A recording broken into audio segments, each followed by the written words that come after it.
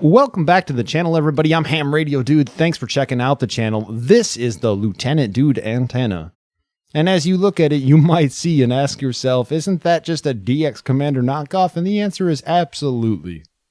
Today, we're going to go ahead and address how I built this DX Commander knockoff. I'm going to credit a couple people who inspired me to build this DX Commander knockoff. And then we're going to talk about, is this a DX Commander competitor? And how would Cal from the DX Commander feel?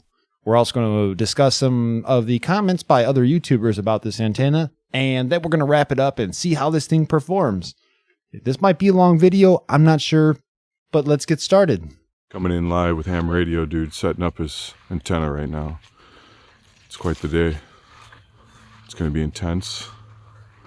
You need to check it out. HamRadioDude out. So first things first, what is a DX Commander knockoff or a Lieutenant Dude? Let's go to the drawing board real quick. So what is a Lieutenant Dude? Well, first of all, I didn't go to art school, and so here I'm just going to do my best, and we'll say that this pink line is the ground. And so what a Lieutenant Dude or a DX Commander does is you have a pole at a certain length. For example, in my case, I'm using a spider beam pole, and I'll get into why I chose the spider beam pole over a couple other different poles in just a little bit. But that's a 10-meter pole. And with it, you have, we're going to call multiple sections. We'll call this the base plate, which is on the ground here. And then you have what I call a guide plate, but also an antenna spacer. So the spacer goes here, and for example, there's another space here and another spacer here. And there could be multiple spacers, obviously, throughout the pole. But what happens is, first off, on your guide plate, which is also my antenna spacer, I'm going to have 3 wires coming down to the ground, and they are put into the ground with tent stakes. I want to mention that those guy wires that go into the tent stakes in the ground, those are 550 cord. They're not really wires per se, and they're not really part of the antenna system as much as they do hold up that pole. Now those tent stakes hold this pole up, and then we have this base plate here. Now there's 2 parts of the base plate. The first part is the antenna portion. On the original design by Stephen Payne, which I'll show you also in just a second, there was 3 wires. And those 3 wires went up. For example, all the way up was 40 meters. Partial way up was 20 meters. And another partial way up was another band. We'll call it 17 meters. And what we found is with that, or what has been found with that through Cal's research, is 20 meters will also get you 15 meters. Sorry, guys. It's actually 40 meters that'll get you 15 meters. I start working at like 3:30 or 4 in the morning, and right now it's 4 p.m., so you could see, you get it. So basically, you have 3 wires up for 4 bands. But this is only really 1/2 of the antenna, and then at the base plate, where these wires come out to, they connect to a connector, a whatever connector it's going to be. And then you also have the ground portion of the antenna. And this is where radials are going to come out all over from this base plate here. And they're going to connect into one spot and into the connector as well on the ground side of the connector. This makes an antenna and gives you this little ground plane here as well. That, in very short, it's a fan vertical antenna. Multiple antenna lengths on a pole. And now I'm going to show you Stephen Payne's design and why I chose to change things up a little bit. This is Stephen Payne's original design, and I'm going to link his YouTube video in the section below because I think that he had actually a really good design for a DX Commander clone. I'm going to talk about some of those reasons as I explain what it is here. So here you have your SO239 connector that goes in. It's connected by a wire and a really bad soldering job at the moment. But basically, this wire is going to connect to almost like a daisy chain into these other little ports here. This one, and this one, which are going to go out to the antenna wires.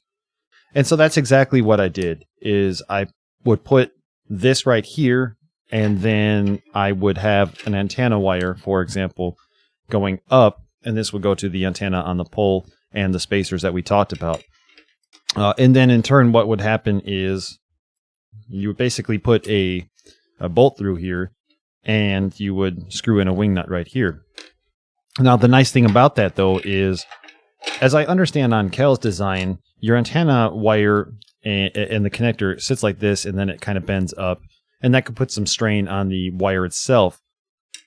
So with Stephen Payne's design, the wire itself is actually just going straight up.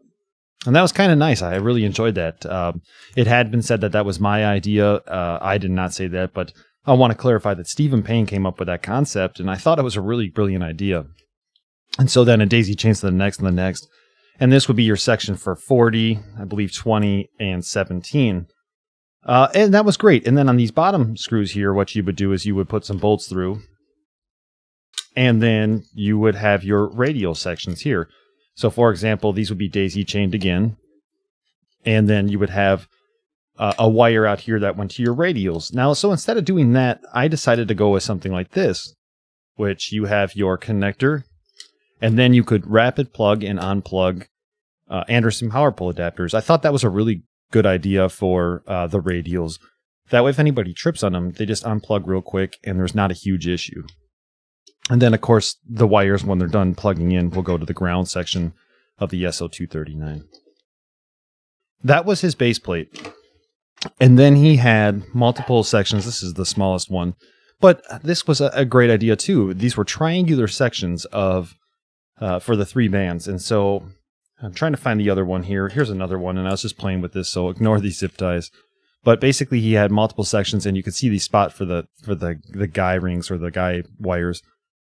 This works out well. Everybody knows that a triangle is the strongest shape that you could... I can't break it. This worked out really well. Somebody had commented to me, though, that they were concerned about the spacing of the wires. And so what I did is I wanted to add another band. And so what I did is I made a base plate that was square in shape, and now that gives me 4 bands. And the concept's the same as his base plate, where everything's going to be daisy chained.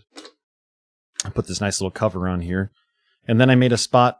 Well, the PowerPole connector was supposed to fit in here, but on this version, and I will update the versions in the future here, the PowerPole connector does not fit through, unfortunately.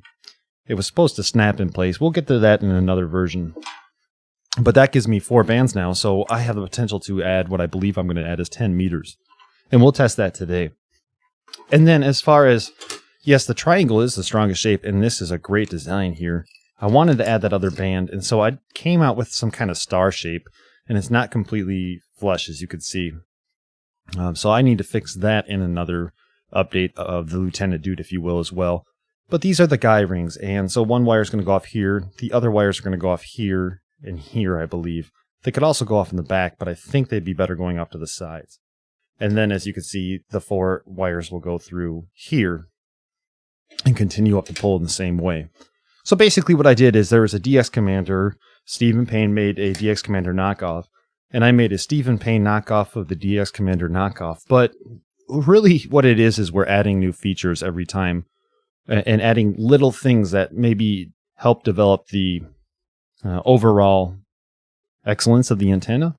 So that's what I got here. Right now, let's go ahead and get this all built, and then we're going to go ahead and talk about poles.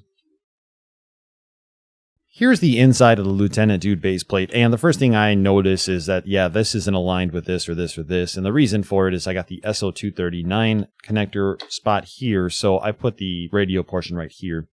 You'll notice this groove that I made here, and this groove is supposed to be, I don't know how it's going to work because I haven't used this yet myself, but the groove is going to actually be for the wire, and so the wire is going to go here, the connector here, another wire here, and so forth, just to kind of keep it neat was my thought. The other thing is we're going to I have to go to the hardware store today and get these longer bolts. And the reason I'm going to get longer bolts is I'm going to have the bolt in here. And then I'm going to have a nut that keeps this tight on here. So this will never have to be like unloosened or whatever. And then the top cover has these grooves. And these, let me see if you guys can focus on those grooves there. Yeah, the top cover has these grooves right here. And basically what will happen is you'll be able to, with a nut right here, you'll be able to only just unscrew the wing nut slightly, put the antenna wire on, and then tighten the wing nut. So that's kind of the plan. So these bolts never really come loose. They'll be kind of tight on there regardless. Let's go ahead and get to work and do some wiring of this thing. I'll be right back. Now, this is supposed to be a budget build. That's my whole thought on this. I'm going to release the plans for this antenna so you can make your own. With that being said, I used 14 gauge DX Engineering antenna wire on the original Stephen Payne design and the original Lieutenant Dude design that I've been using. That antenna wire worked great. Today, for the sakes of testing things and to experiment a little bit, I am going to use some silicon wire, and there's a couple advantages, I believe, about that we'll test out later. The silicon wire is going to be 22 gauge, so I should still be able to use these 14 gauge wires as little daisy chain wires inside of the base plate. It's silicone wire. I know. I am back, and here it is now. This isn't the finished version, but I want to explain a couple of things. As I mentioned earlier, I'm on version 2.5 of the Lieutenant Dude, so every version is an update and an upgrade. And so I don't want to do things like use very expensive connectors here when I'm going to probably replace them, or I'm going to do something different, or I might need to lengthen these cables or cords. And with that being said, I used the cheap connectors that I found at the hardware store, and I did crimp them. In the future, I'm going to use the nice connectors that I'm going to solder on, but then also these are connectors that you could then shrink wrap or put some heat to and essentially waterproof the connectors themselves. So there are things like that you see. It's like, well, why did you do that? And I do have a little bit of a method behind my madness, if you will. So here we are. We have our daisy chain, and we have where our antennas are going to go. And I have them slightly wing nutted in right now. And then we have our ground radials. And for an example for you, there you go. So this is how the ground radial comes out now. Again, in the future, this is going to go in there and snap into place. So each PowerPole connector will snap. And then I used an SO239 connector, which is soldered onto the ground here and into the middle port here. I did hook this up to a Rig Expert 0, which is right here. And I'll be doing some videos on this with the Coffee and Ham Radio guys in the near future. And I was able to test that everything was functioning correctly with this, meaning if I put an antenna wire on here, my standing wave ratio and my impedance values would change when I was plugged into here. Also, when I did the same thing with the counterpoise wire. So everything appears to be working, or the ground radials. Everything appears to be working, and I'm going to go ahead and real quickly just put this back on, or this cap back on here.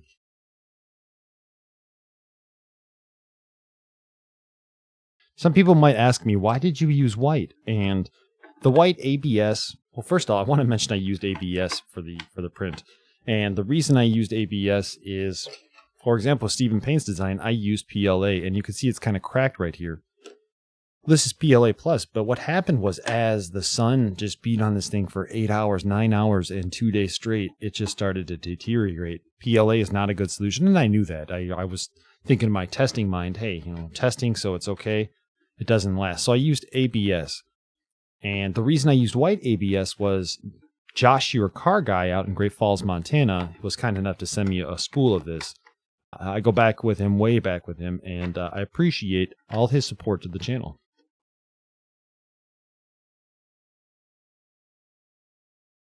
Voila. Now, as I did mention earlier, we are going to get longer bolts and nuts to put on here, so these don't stay loose on the inside. But for now, this will be fine. I want to go real quick, and this is where we're probably going to start kind of going outside in just a moment or two, and show you why I use certain things. Now, let me show you real quick on the table here how this is going to hook up to the spider beam pole. This is the spider beam pole that I used, and this is the Lieutenant Dude logo. It's a picture of a squirrel because I am a little random with a pole in his hand and it says Lieutenant Dude. But that's a spider beam antenna, and on the bottom, or what I'll call the base right here, you'll notice there's a spot here that screws or unscrews. And so what you're going to do, and I'm going to try to get this on camera the best I can, is you're going to unscrew this part here when you're ready to go do soda or POTA, and then you're going to take your base plate, and your base plate is going to go on and over just like it does here. And then you're going to take your base plate cap and screw it back in.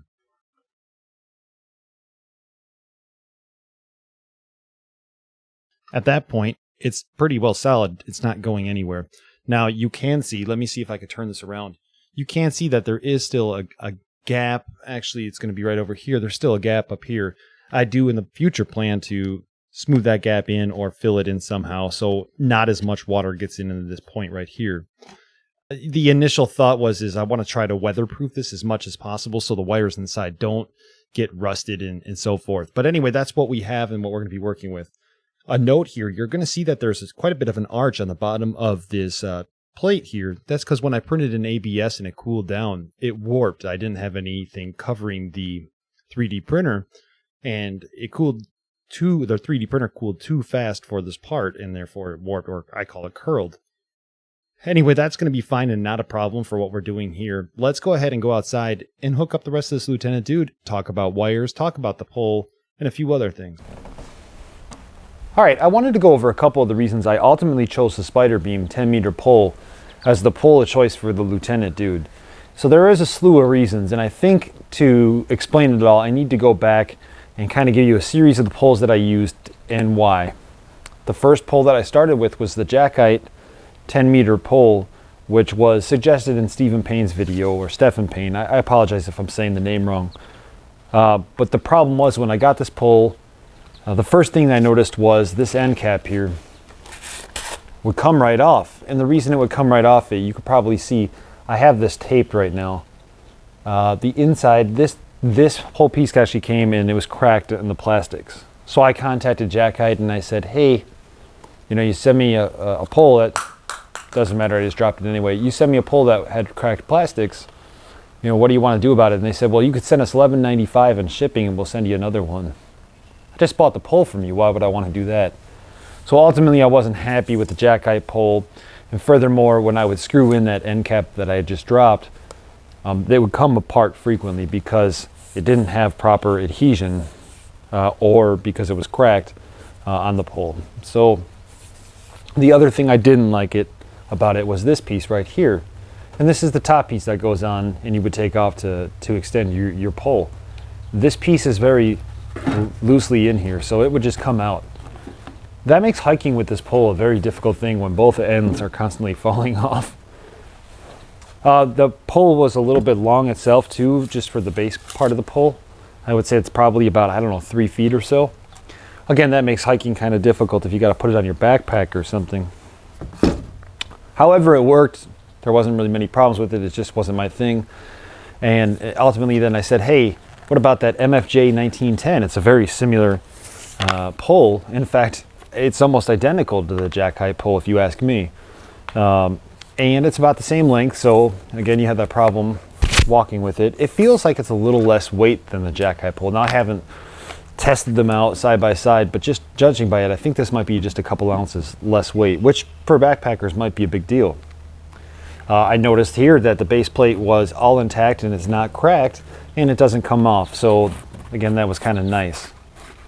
Ultimately, the MFJ pole worked really well. And one thing I really liked about it was, and even this piece right here took a little bit of pressure to take out, which is nice. But ultimately what I liked about it is, even though there is we'll call it a coating on here that makes this like kind of smooth action, once you got it locked into place and put it up, it didn't succumb to pressure, meaning when the cables were pulling this pole down, it didn't collapse on itself, which was really nice.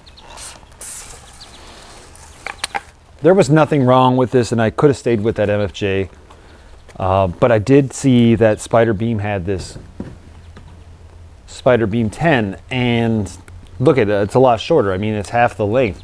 So now if you're going backpacking, this will fit on the side of your backpack or however you got to carry it in. So that makes it a really kind of convenient thing. The disadvantage of this though is it's significantly heavier than the MFJ pole or the Jackkite pole. So if you're hiking and weight's an option, you might have some problems there. But when I did get this Spider Beam pole, this piece right here had no adhesion, meaning this just came right off, and the adhesion that was on there was like an epoxy. Almost like it wasn't set. It didn't set. So I contacted Spider Beam and they said, hey, just put epoxy on it, or go ahead and let it sit. And it seems to be holding up. I have had a couple issues with it too, where I've had to reapply epoxy. But the cap on here is, I like the way they have the cap. It goes over and not in. So, it seems to hold things pretty well. The action on this pole, and I'll show you later, is pretty nice. It's actually nicer than the MFJ. And it's also got that what I call a gloss coating on it too. The disadvantage I feel like is when this thing locks into place, it's not really locked. So when that pressure applies from the wires, I have noticed this thing to sometimes collapse. Now, of course, there are ways around this. You could easily put in some kind of clamp on each section so it can't collapse. But ultimately, that's not my goal. So the other thing I really liked about it, though, is again, we talked about this bottom plate here, and when it unscrews, it just seems to unscrew pretty nice. And I seem to have more threads on it than I would, say, the Jackkite or the MFJ. So that was going to be good, because once I ultimately screw this in here with the base plate in part, I want it to be as threaded as possible so it doesn't rip out. Quite an explanation of poles. I guess you can call me an expert in poles. But ultimately I decided to go with the spider beam. MFJ, again, great pole. Jackkite, I probably stay away from. Let's go ahead now and kind of just show you how I would set this up. You're going to see here that I already put the base plate into place. What I did is I unscrewed the bottom cap when the pole was fully extended, put the base plate in, and then screwed the bottom cap on. That bottom cap actually acts as a securer for that base plate. I now take my antenna spacers and I organize them from the largest diameter on the bottom to the smallest diameter on the top. You'll see I throw one out, and that was an extra spacer I had. But once I have those in order, I then place the spacers on the pole and I lift the pole. I let gravity do the job and I get them somewhat into place. And you'll see I kind of push down on them to what I call lock them into place. Once I have everything somewhat locked into place, the last thing that I do here, and you're going to see in just a moment, is I orient the spacers so that they're all in the same direction, or they're all in the same position on the pole. This helps so the antenna wire doesn't twist or turn. You don't want any twists or turns. It could throw off quite a few things. And later I'll go ahead and I'll put on the top spacer, which is a very small spacer I tend not to put on until the end, so I don't lose it. Next, I'm going to show you how I install the guy wires. But as you can see here, all I did for the guy support wires is get 550 cord, and I used some kind of fish knot here to tie it in so it's nice and secure. And then for the actual stakes themselves, I'm using Japanese steel stakes. These were given to me by KC90NA after he saw I was using ABS ones that just weren't cutting it. So these ones are actually really nice and they'll go into the ground pretty well. We'll get all that set up in just a second. Now I think we need to concentrate on the radials, since those are already done, and I'll show you what I did there. But then again, all I'm going to do here is with the support wires, I would just go ahead and put it through here and position them into place.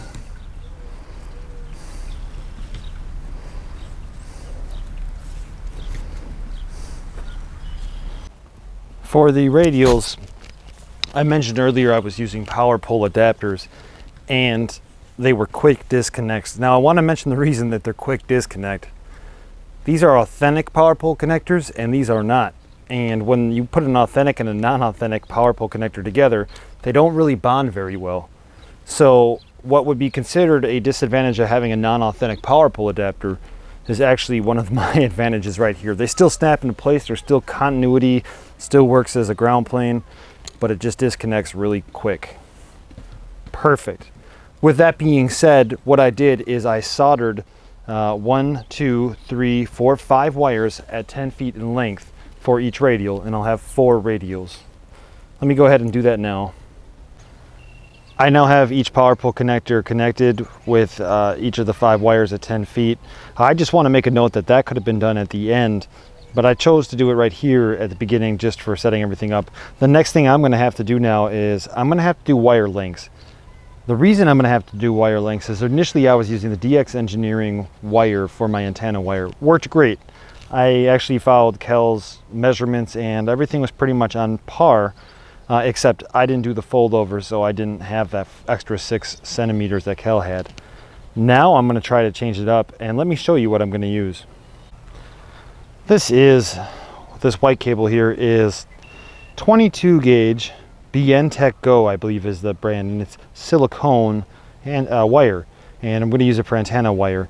Now, the reason I'm choosing this over, say, the DX Engineering wire is it's more flexible and it seems to keep a shape a little bit better. My thought process on it is also that these antenna spacers I 3D printed, I'll leave a link below. I did not design these. My thought is I'll also be able to keep all the antenna wires nice and organized by using that. But one thing I have noticed about this is a 10-meter wire. Now, I made a 10-meter dipole, and both ends of a 10-meter dipole for the frequency I was desiring should have been somewhere around 8 feet 6 inches or so, as I recall. And the wire actually ended up being 7 feet 6 inches and resonant with 50 ohms, or close to 50 ohms. So what I'm thinking is I'm going to cut this antenna for 40 and all the bands I desire, and I'm going to cut them to what frequencies I think they should be, but then I think there's going to be a lot of cutting. I guess we'll see. Let's go. I used Kel's instructions for the DX Commander Lite, or the old DX Commander Lite, to get the lengths, and for 40 meters that was 11.2 meters. For 17 meters it was 3.84 meters. For 20 meters it was 4.82 meters. And I did leave my 10 meter at whatever it was, about 7 feet 6 inches. You'll see later why that was a bad idea. But I went ahead and I ran the wires, and then I used Sergeant Knott's bungee cable to tie the ends of the wires and connect to the spacer closest.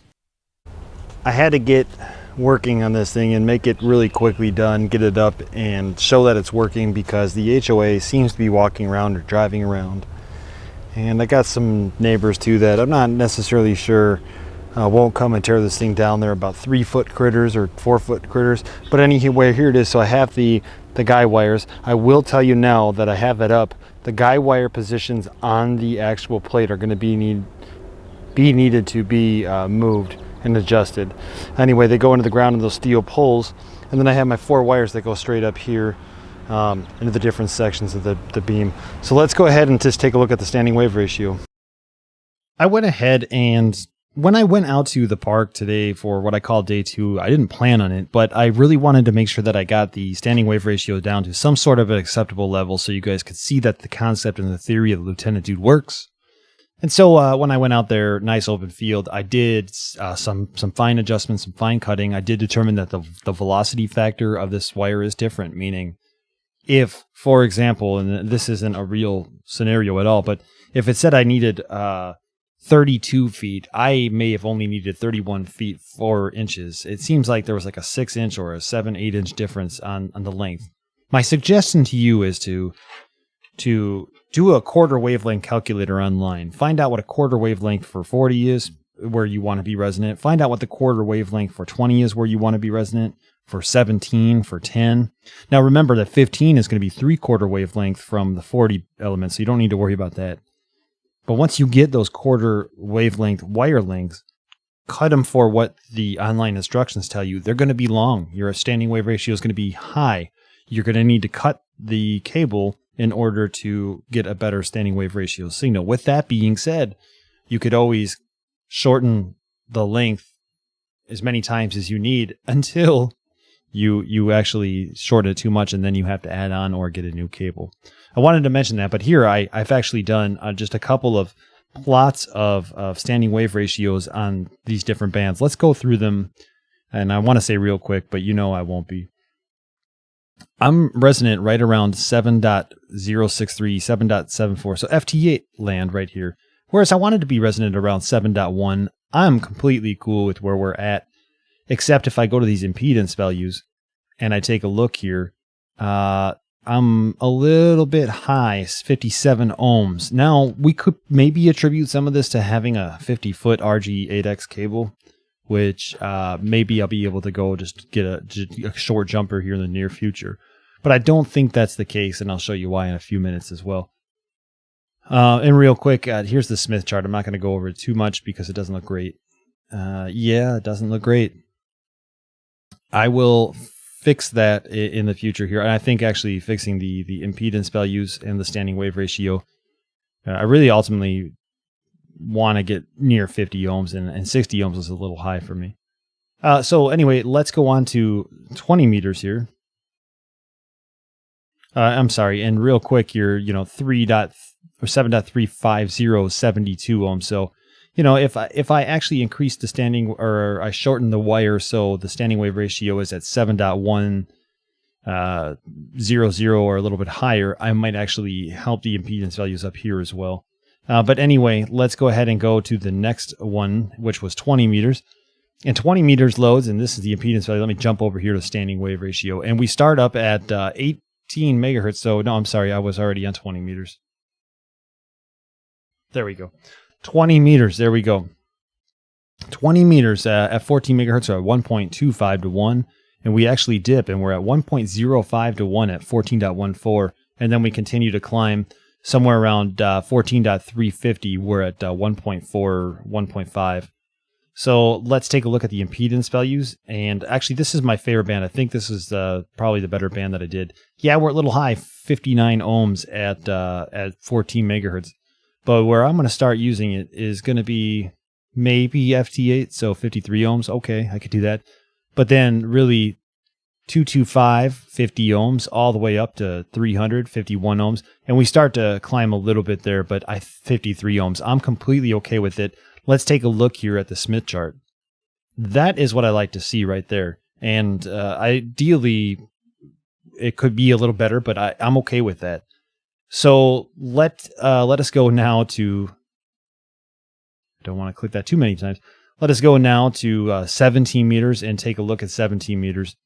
I don't know what's going on there, but what I will tell you is if we take a look at the standing wave ratio, this is the problem here. Here we are at, 18.433 is where we're resonant. That means we need to add length to become resonant over here in the actual, band plan portion. So I'm going to have to add some wire length to 17 in the future. I'll just cut a new one. I will do that here in the future and get you guys an update.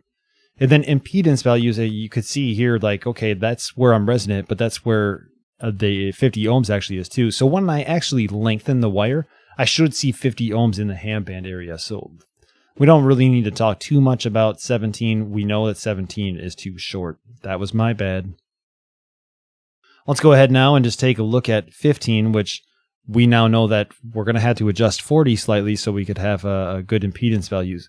What's going on over here in 15 land though? In 15 land, we actually see 1.01 to 1 standing wave ratio at 21.52.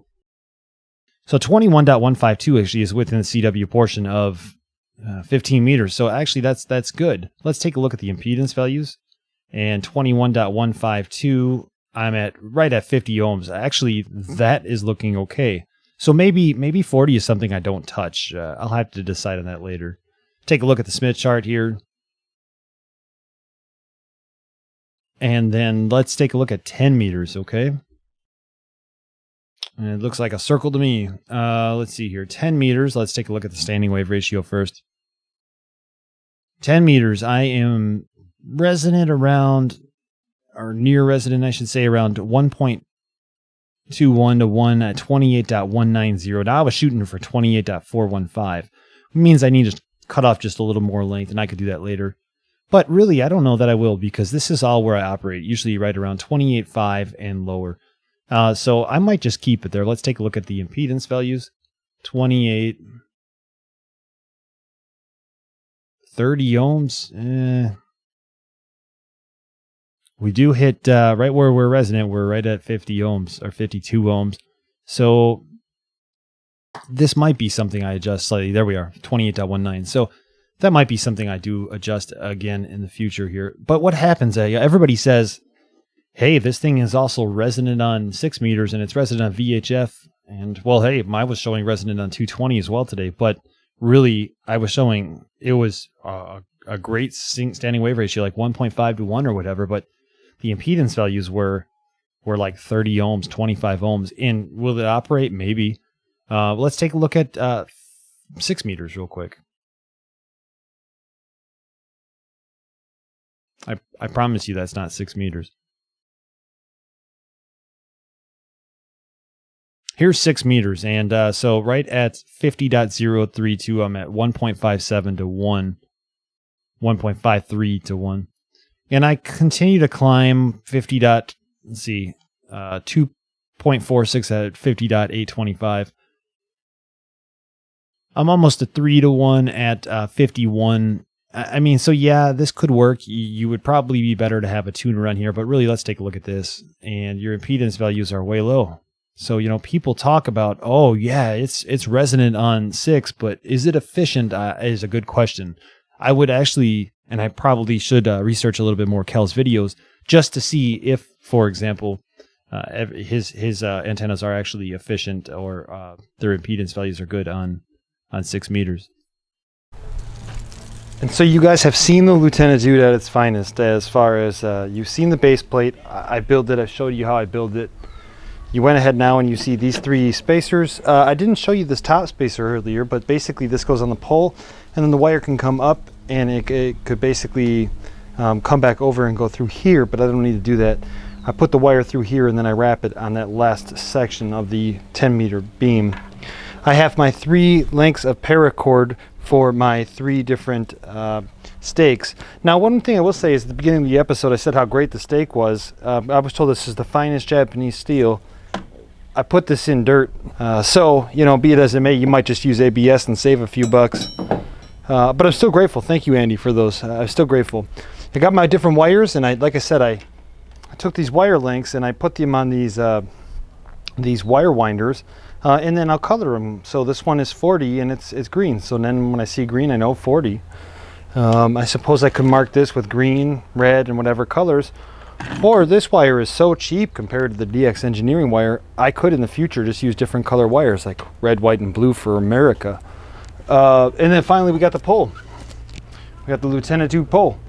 And then finally I wanted to show you just the inside of my bag, where the radio wires go, where I store my radio.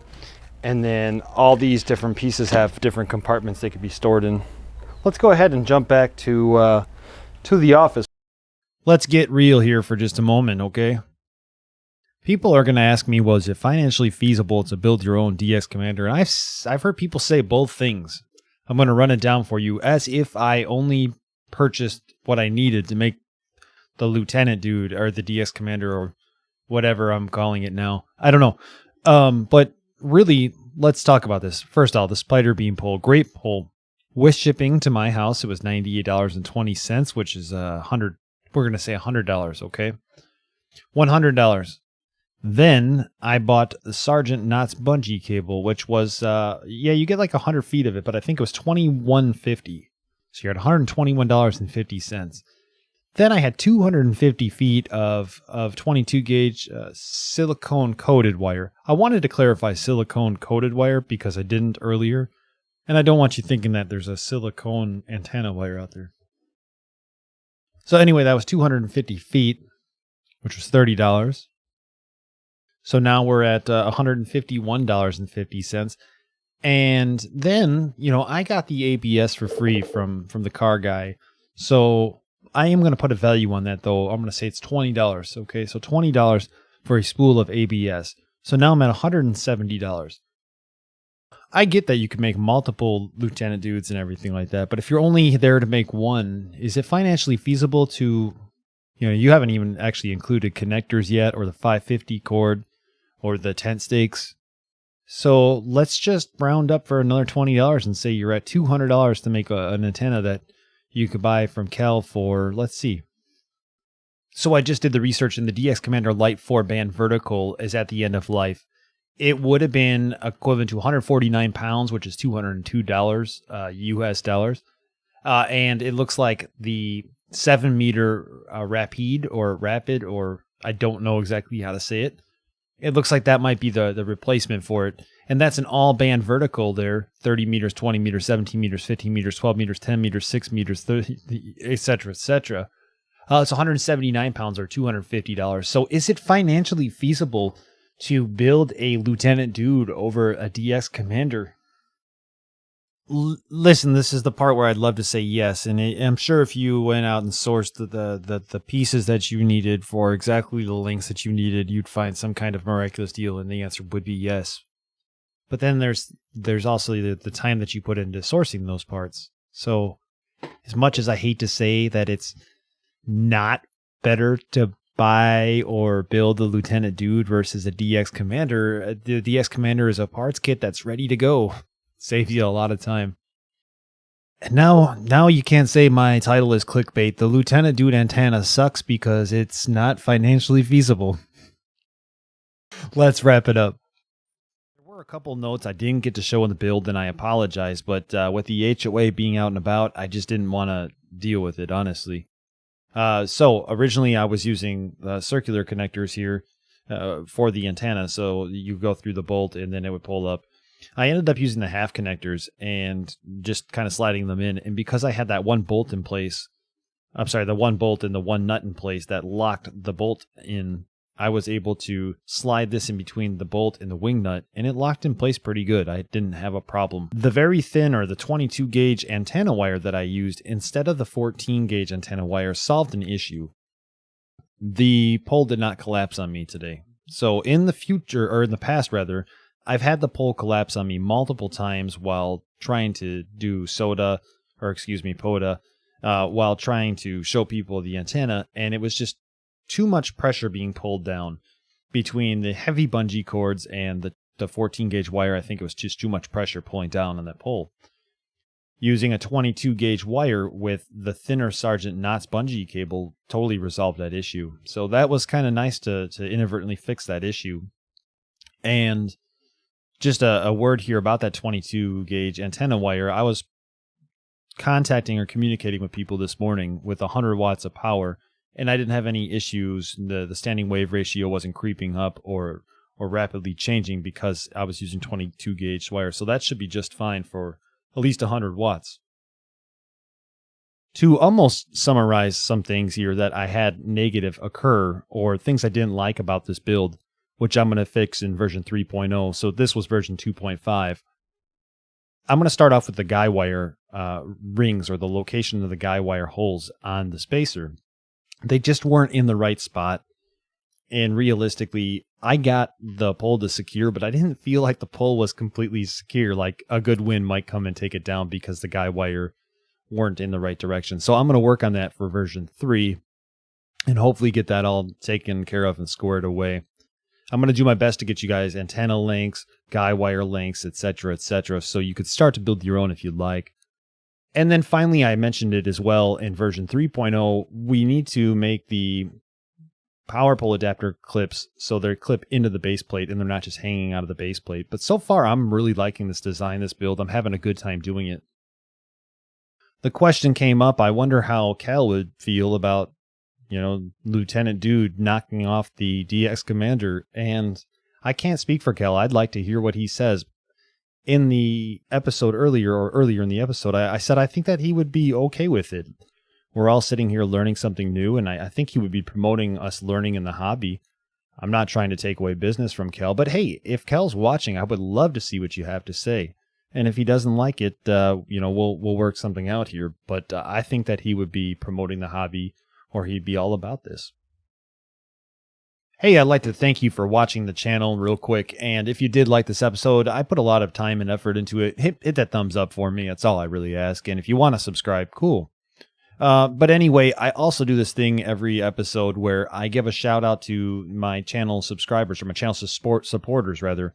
And I always give the shout out to the operator status people. So I have 2 different tiers. I have Cup of Coffee, which is showing your support, buying me a cup of coffee. And thank you so much to all you guys who buy me a cup of coffee every month. And then the operator status, who give a little bit more, and I give a little bit more recognition on the stream.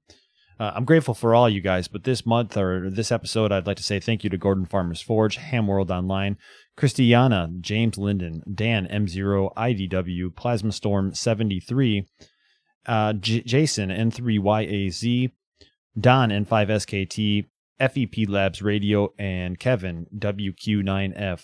Now, this is very important to me to thank you guys, because you really do help this channel operate. I mean, with your subscriptions and your support, it helps me purchase equipment that allowed me to continue to make this Lieutenant Dude antenna. Plus, some of the people like Josh, your car guy, who donated that ABS plastic to me as well. So anybody who's really supported me during this time, thank you so much.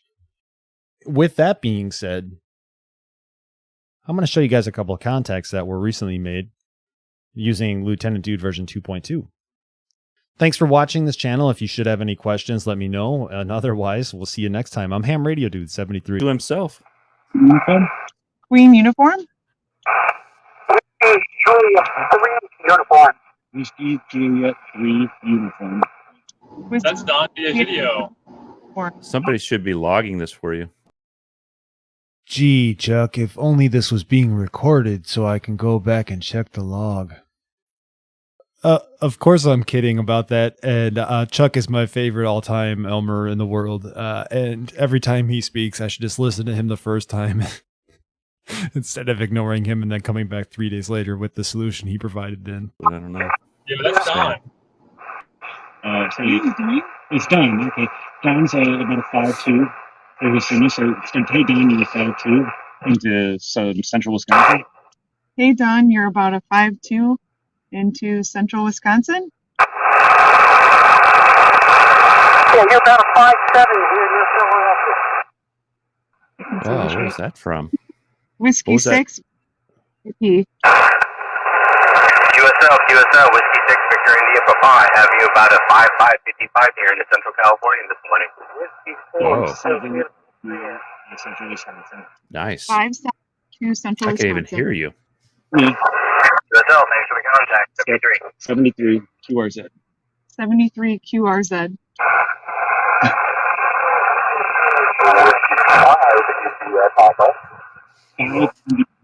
You know, the sun comes up earlier in SoCal, so that's probably why they're getting them already, huh?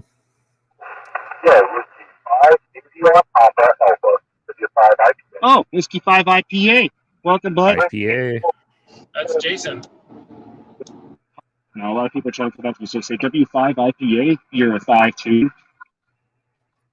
W5 IPA, you're a 5'2".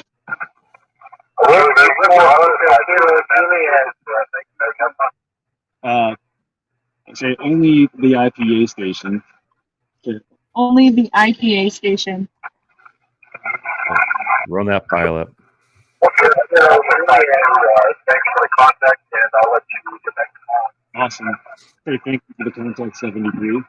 Thank you for the contact 73. And then QRZ. QRZ.